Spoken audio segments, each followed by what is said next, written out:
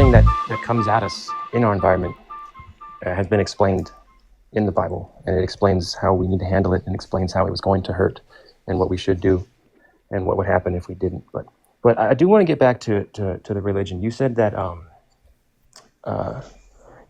Christianity is often introduced in a way that's telling you to say sorry.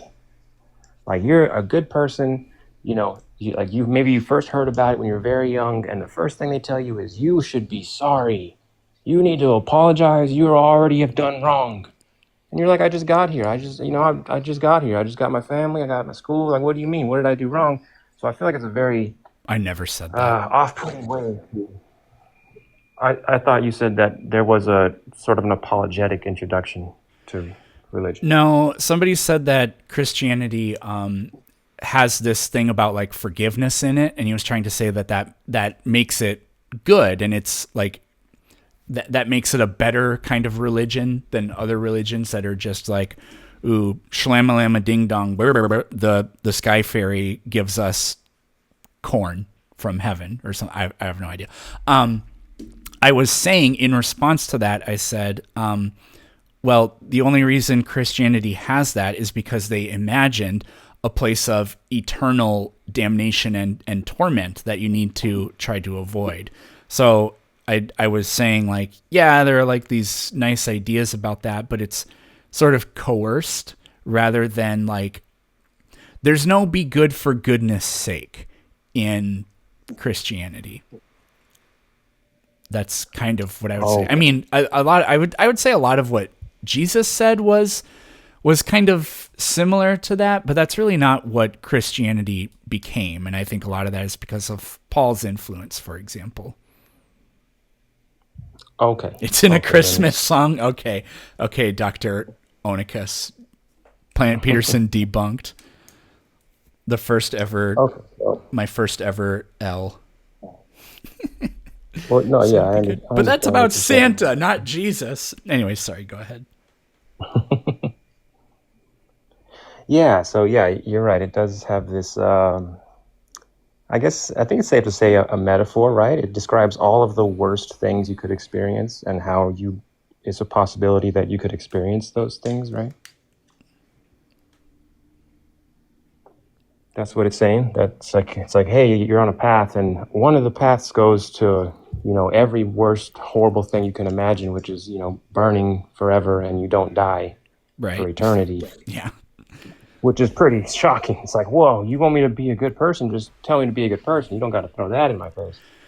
But, like the Bible says, God is extremely powerful and jealous, and his forgiveness for humanity is through Jesus. So Jesus is seen as this, he was like, the perfect person. But, God, on the other hand, God killed more people than the devil did. That God wiped out all humans and said, I did that. There's not a lot of beings claiming that. It's just kind of intense to say, to step into that realm and say, hey, I did that. So, I'm going to give you some freedom, just do these things, and then, you don't have to experience what I've done to humans before. So there is a very dark side of it. I think there's a blanket statement saying that, it's all, the God is so good, and then how come he does all these bad things? It's like, no, he tells you that he doesn't always like humans, or he likes them, and then they do things he doesn't want them to, and then a lot of dark times came. So, but I think we can understand how those powers are present, right? We see genocide, we see slavery, we see these horrible things happen, and somebody's taking credit for all of it. I think we should be like, hey, they might be onto something, and then they give miracles to people in real time, and changes their lives in ways they could never do alone, repeatedly. So it's like kind of like, hey, maybe there might be something. I don't really know what that was about at the end here, but we've been talking for 50 minutes. I got to move on, but I'm just going to end with one thing here. I hear this argument a lot, like, oh, atheists are always like, why doesn't God do anything about XYZ. And then they get mad when God does do something about it. And they reference the flood where God killed every like pregnant woman and her fetus as if that was good or something. So they say like, well, you say he should do something and then he did. And then when he did, you get mad. It's like, okay, let's flip this around. God gives humans free will and then kills them and punishes them eternally for using it. That also makes really Well, no sense. he created us with the gift of free will, and just says, if you don't do these things, bad things will happen, and that's what happens. So if He's like, I were to, you still get free will. You're not going to be a slave, but if you just follow my words, And he's even more forgiving than the other gods. The other gods say you'll never see good things if you do these wrong things. But he says even if you did the wrong things, you will still experience the good, and he proves it. yeah, this is terrible. If I was going to, if I did one of two things, I said, okay, this group of people, you tell me which of these is better. This group of people, you're going to go through this maze. Some of you will die the most horrendous imaginable death in that maze, and then some of you are going to come out of that maze and you'll be just fine. This group of people go through the maze and nothing bad is going to happen. Second one sounds better, doesn't it? Yes. Not sure. I don't see the relation. Because God created humans preemptively knowing, well, some of them are going to do the worst imaginable things, and I'm going to send them to the worst imaginable place, and some of them won't. God made the first maze, not the second maze.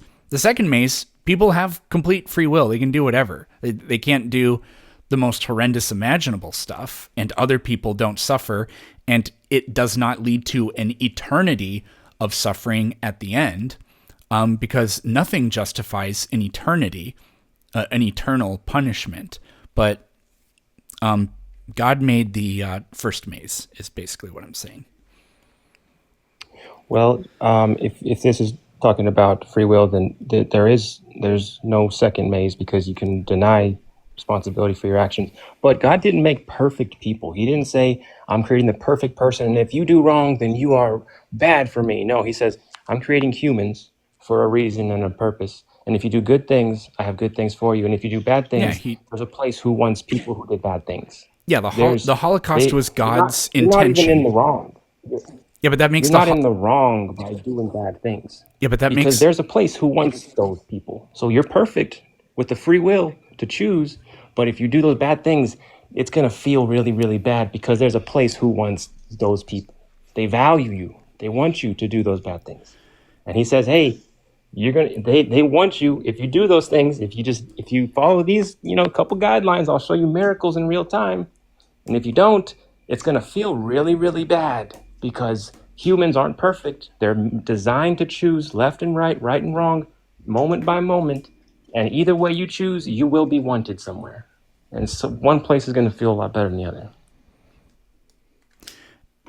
That sounds great until we realize the conclusion to that is that the Holocaust was God's plan for humanity. So. Well, I mean, there's always the thing to say, well, this bad thing happened and God's in charge of it all, so why did it happen? Right? Well, it happened according to God's will, so.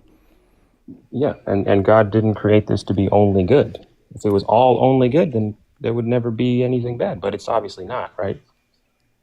So he never said I wouldn't create that world. I wouldn't do it. Well, he's got a little bit of longer eyesight than me and you do.